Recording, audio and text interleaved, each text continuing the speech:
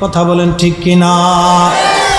ছেলে যখন বিদেশ থাকে রৌদ্রের মধ্যে পুরে পরিশ্রম করে একটা স্বামী রিক্সার পেট্রোল মারে অথবা গাড়ি চালায় অথবা মাটি কাটে অথবা কামলা দেয় অথবা আপনার কি বলে বিভিন্ন অফিস আদালত করে, বসের জারি খেতে হয়, কত মানুষের জারি খাওয়া লাগবে, কত রাত কত রজনী দিন ঠান্ডা অপেক্ষা করে বের হতে হয়।